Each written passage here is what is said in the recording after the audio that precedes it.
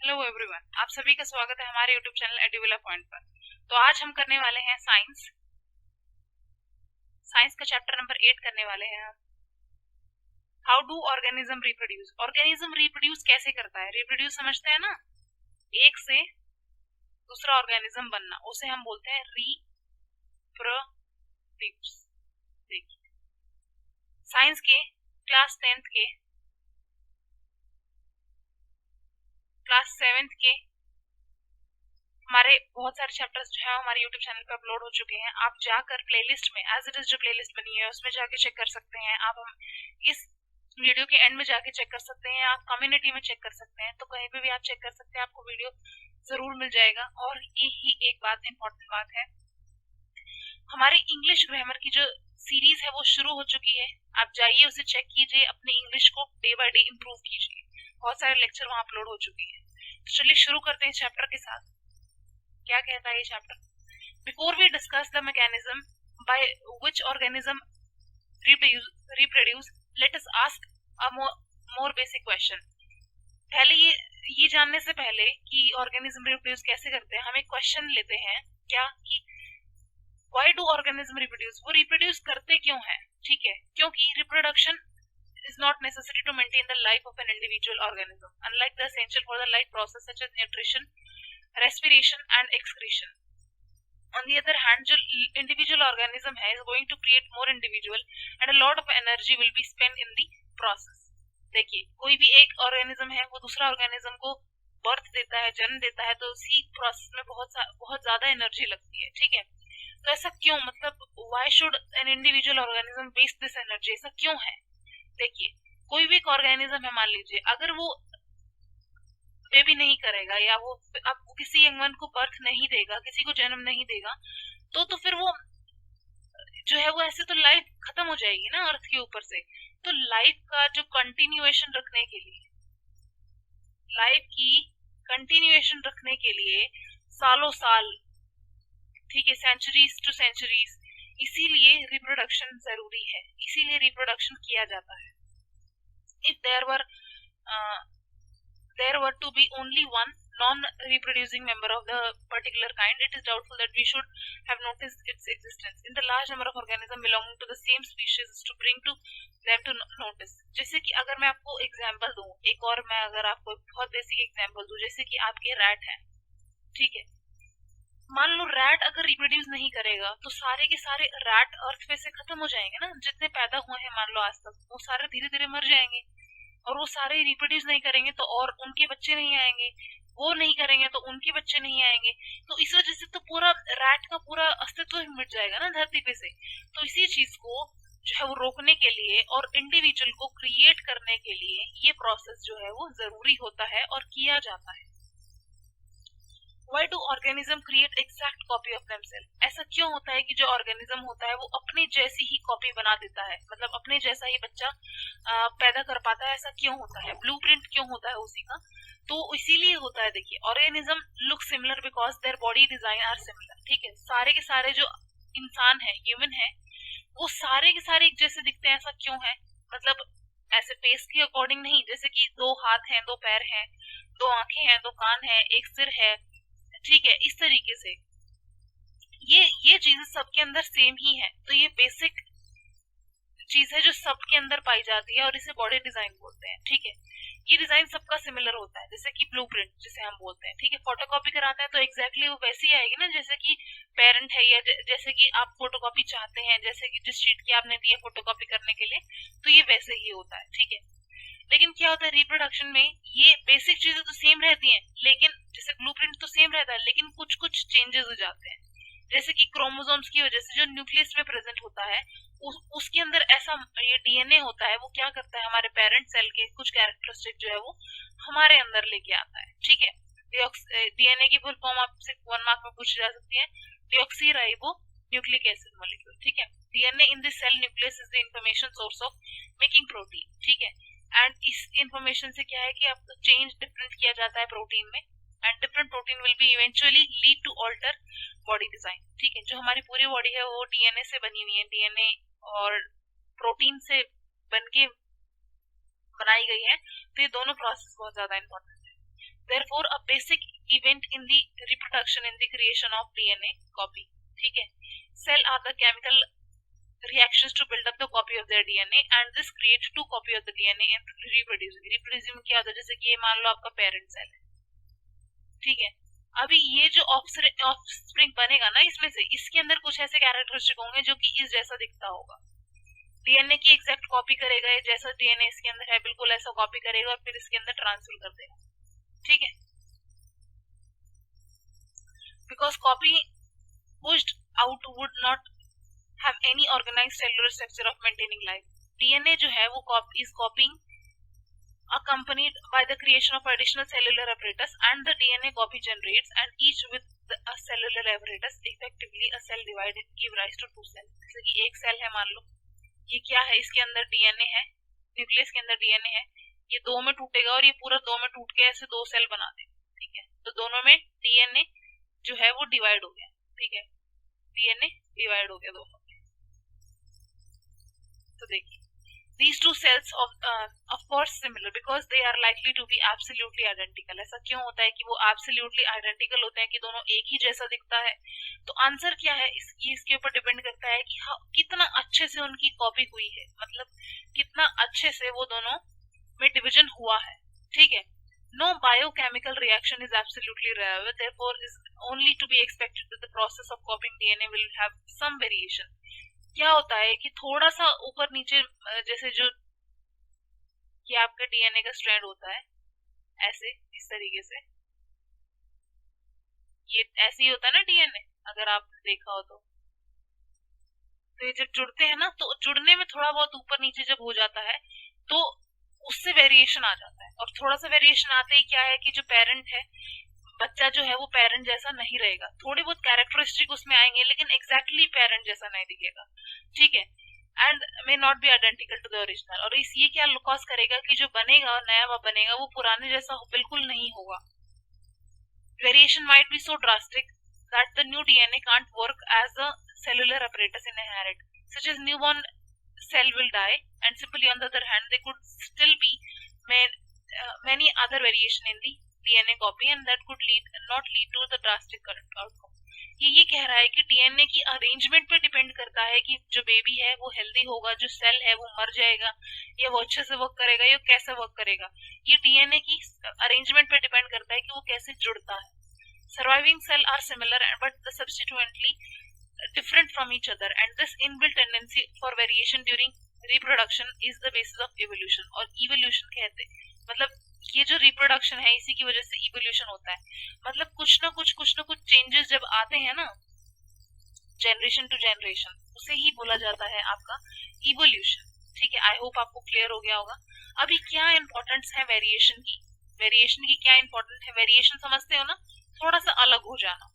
Population of the organism fill well defined place और नीचे in the ecosystem, ठीक है, using their ability to reproduce and the consistency of the DNA copying during reproduction is important for maintenance of the body design features that allow the organism to use the particular niche. Reproduction is therefore linked to the stability of the population of species. However, niche can change because of the reason beyond to control of this, and temperature on the earth goes down, up and down, weather, water level, and this could be the meteorite hit. And देखिए ये कह रहा है कि आपका एक ecosystem है, ठीक है, इसमें मान लो कुछ ऑर्गेनिजम्स रह रहे हैं, ठीक है, और ये कह रहा है कि मान लो नेचुरल कैलेमिटी आ जाती है, कोई आंधी तूफान या फिर कुछ भी आ जाता है, और क्या होता है कि उसमें से बहुत सारे जो ऑर्गेनिज्म है ना वो मर जाते हैं, बहुत सारे कीड़े मर जाते हैं और कुछ बचते हैं, और जो कुछ बचते हैं ना वो उनका शरीर इस तरीके से बन जाता है कि दोबारा से अगर वो मतलब ऐसे कुछ आंधी तूफान आएगा तो वो जिंदा रहने की काबिलियत है उनके अंदर, जिनके अंदर नहीं थी वो मर चुके हैं, और जो बच गए ना उनके अंदर उनकी बॉडी और ज्यादा स्ट्रांग हो चुकी है। तो ये जो चेंज है ना इसे ही इवोल्यूशन बोला जाता है। समझ आई बात? इसे क्या बोला जाता है? इवोल्यूशन। अगर मैं आपको दूसरा एग्जांपल दूं, जैसे कि पहले जो धरती के ऊपर बहुत ठंड थी, लेकिन जब ऑर्गेनिजम्स पैदा होने लग गए तो इसका जो टेम्परेचर है वो गर्म होने लग गया ना, गर्म हो गया टेम्परेचर। तो ऐसे जैसे डायनासोर्स अगर मैं बात बताऊं, ठीक है, डायनासोर्स अभी वो कहते हैं कि अर्थ को एक आया था तो सारे के सारे डायनासोर्स मर गए थे, ठीक है, तो ऐसा क्यों? क्योंकि जो नहीं आप उस चेंज, एनवायरनमेंट के चेंज में अपने आप को ढाल पाए, वो मरते ही हैं, और ये नेचर है। जैसे कि बैक्टीरिया, अगर बहुत ज्यादा गर्मी हो जाती है तो सारे बैक्टीरिया मर जाते हैं, या अगर ठंड हो जाती है तो बैक्टीरिया जो ठंड वाले, जो ठंड में नहीं रह पाते हैं, वो ठंड में मर जाते हैं। ठीक है, तो ये देखिए यहाँ पे बैक्टीरिया का एग्जाम्पल दे रखा है, ये पूरा एग्जाम्पल है वेरिएशन का। ठीक है, वेरिएशन की मदद से क्या होता है, सर्वाइवल बहुत लंबे टाइम तक हो पाता है। ठीक है,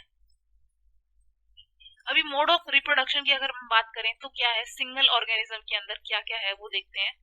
देखिए, आपका सबसे पहले आएगा फिजन। फिजन क्या है, देखिए ये होता है आपका इस तरीके से अमीबा के अंदर होता है, एक ये होता है अमीबा, वो ऐसे टूटना शुरू होता है बीच में से, पूरा बिल्कुल टूटने बन जाता है, फिर क्या होता है एट द एंड दो में टूट जाता है वो। ठीक है, पूरा मटेरियल उसका डिवाइड होता है, फिर दो में टूट जाता है।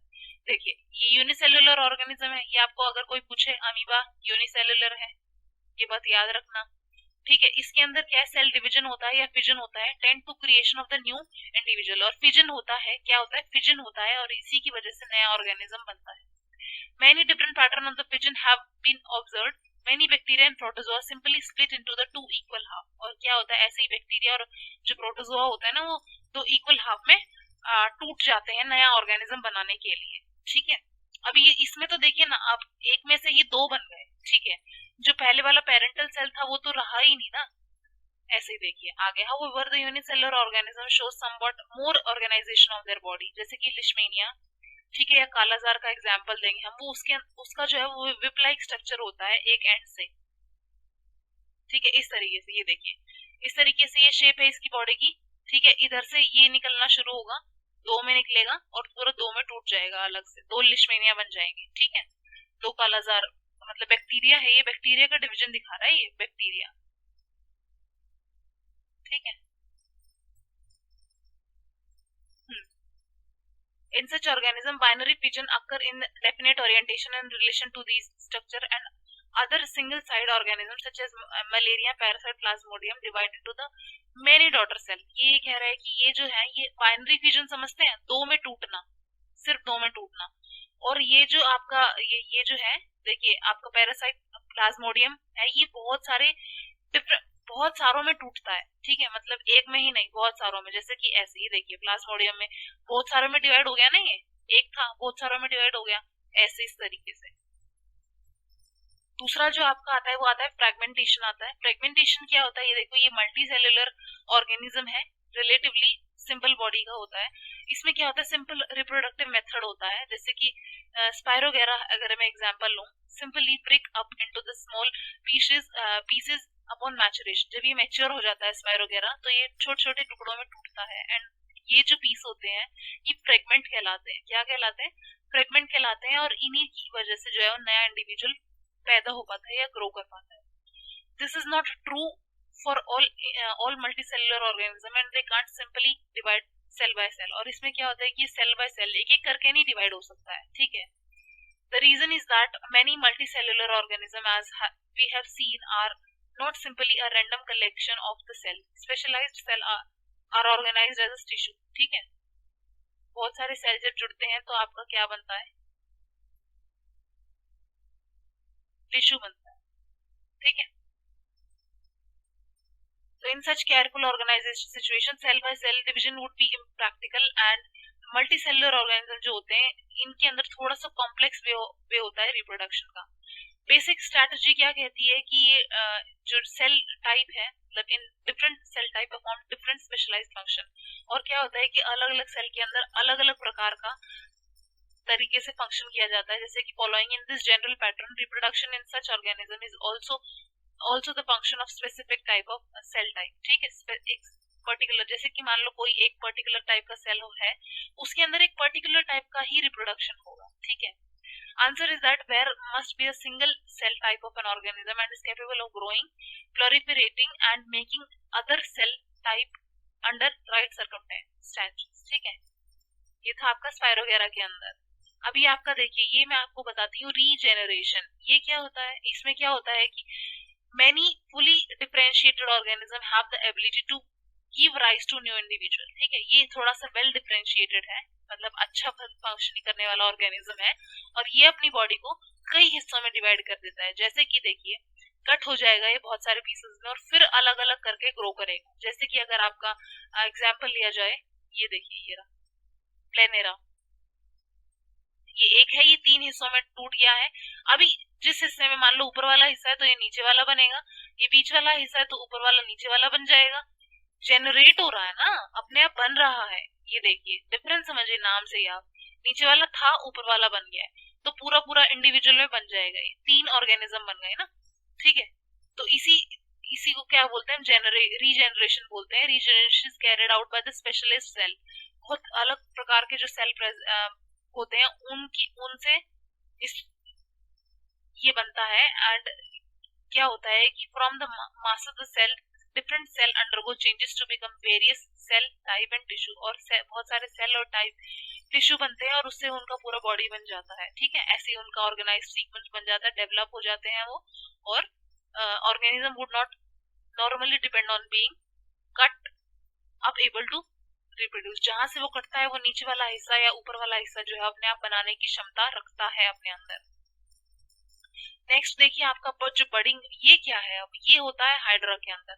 आपसे नाम लेके डायरेक्टली क्वेश्चन पूछा जाएगा, बताइए हाइड्रा में किस टाइप का रिप्रोडक्शन होता है और अमीबा में किस टाइप का रिप्रोडक्शन होता है, तो आपको वो पता होना चाहिए। ठीक है, 1 मार्क में डायरेक्टली आपसे पूछा जा सकता है। Organism such as hydra use regenerative cell, and इसमें क्या होता है कि ये देखिए, ये अपने इधर से एक बड़ निकालेगा, बड़ ग्रो करेगा, आउट ग्रोथ होगी। ठीक है, सेल डिवाइड होगा और ये बड़ बनती जाएगी। इस तरीके से पूरा का पूरा ऐसे बड़ तैयार हो जाएगा और एक नया ऑर्गेनिज्म बन जाएगा। और जब ये पूरा तैयार हो जाएगा ना, यहाँ से कट जाएगा, ये अलग रहेगा, अपना अलग से इंडिपेंडेंट होके रहेगा। ठीक है, और ये इसकी पेरेंट बॉडी है ही है। तो इस तरीके से जो है आपका बडिंग होती है। देखिए वेजिटेटिव प्रोपगेशन क्या होता है, this is also again a very important method. There are many plant in which part like root stem leaves develop into the new organism, new plant। देखिए क्या कह रहा है वेजिटेटिव प्रोपगेशन में, क्या कह रहा है कि ऐसे पौधे के अंदर बहुत सारे पार्ट होते हैं, जैसे कि रूट हो गया, स्टेम हो गया, लीव्स हो गया।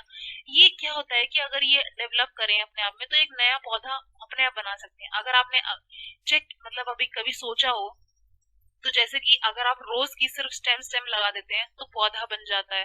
ठीक है, या किसी की रूट लगा देते हैं तो पौधा बन जाता है, या किसी की पत्ती डाल दी सिर्फ मिट्टी के अंदर तो नया प्लांट बन जाता है। तो ये क्या है, वेजिटेटिव प्रोपगेशन है ये, और कुछ भी नहीं है। Plant can Indeed use such mode of reproduction and this property of vegetative propagation is used in methods such as layering or grafting to grow many plant like sugarcane, rose, मैंने आपको रोज का एग्जांपल दिया, जैसे grapes. आपका इस तरीके से खेती भी की जाती है, इस तरीके से कि स्टेम लगा दी और वो फिर ग्रो करेगा। Plant raised bye vegetative propagation can bear flower and fruit earlier than those who produced with seed। ये देखो इसका क्या एडवांटेज है ये लगाने का, कि अगर आप जो है वेजिटेटिव प्रोपगेशन से खेती करोगे तो उसमें फूल जल्दी आएगा और फल जल्दी आएगा, और अगर आप बीज डाल के खेती करोगे तो उसमें जो है वो पौधा बनेगा, फिर उसके बाद फ्रूट की स्टेट आएगी, तो उसमें बहुत टाइम लगता है। जैसे कि आपका ये बनाना, ऑरेंज वगैरह अगर आपने उगाना है तो आप इस तरीके के मेथड को इस्तेमाल कर सकते हैं। ठीक है, ये आपको बहुत जल्दी रिजल्ट देगा। जैसे कि ये देखिए, ये आपका लीफ है, एग्जाम्पल है ये वेजिटेटिव प्रोपगेशन का। यहाँ से तो और पत्तियां उगने लग गई ना, इसे ये एग्जाम्पल है ब्रायोफिलम का। ठीक है, ये देखिए, similar bud produced in the notches along with the leaf margin of the bryophyllum fall in the to develop a new plant, नया प्लांट बनेगा इससे। अभी देखिए ये जो नेक्स्ट मेथड है ना, ये स्पोर फॉर्मेशन। ये ऊपर इसके है ना छोटे छोटे दाने होते हैं, ये नीचे गिरते हैं और फिर से दोबारा से पौधा उगता है। ठीक है, मल्टीसेलुलर होता है ये, reproductive part can be identified, thread like structure होता है। ठीक है, फिर उसके बाद हाइडे ऑन ऑफ ब्रेड मोल्ड, जैसे कि अगर आपने देखा हो फूल लग जाती है आपके ब्रेड के ऊपर, वही रिजोपस जिसे आप कहते हैं, they are not reproductive part. ठीक है, on the other hand the tiny blob on a stick structure are involved in the reproduction, and the blob are sporangia which contains cell and spore। ये देखिए, ये sporangia है, इसमें दिख रहे हैं आपको काले काले, इसमें ये स्पोर्स हैं, ठीक है। ये स्पोर्स क्या है, कवर किए जाते हैं एक थिक कवरिंग से, उसके बाद क्या है, इन्हें प्रोटेक्ट किया जाता है, फिर उसके बाद दूसरे कांटेक्ट में आते हैं, सरफेस पे गिरते हैं और दोबारा से पौधा उगना शुरू हो जाता है। The The mode of reproduction that we have discussed so far along new generation to be created from a single individual, इस पूरे प्रोसेस को बोलते हैं हम asexual, जहां पर सिर्फ वन पेरेंट इन्वॉल्व होता है, ठीक है। जहां वन पेरेंट इन्वॉल्व होगा उसे हम बोलेंगे आपका asexual रिप्रोडक्शन, ठीक है। तो चलिए ये आज यहीं पे खत्म करते हैं, हम मिलते हैं अपने पार्ट 2 के साथ इस चैप्टर के जल्द ही, जिसमें हम आपका सेक्सुअल रिप्रोडक्शन पूरा डील करेंगे, अच्छे से देखेंगे एक कॉन्सेप्ट को बहुत बारीकी से। चलिए मिलते हैं पार्ट 2 के साथ, तब तक के लिए आप अपना ध्यान रखें, टेक केयर, बाय बाय।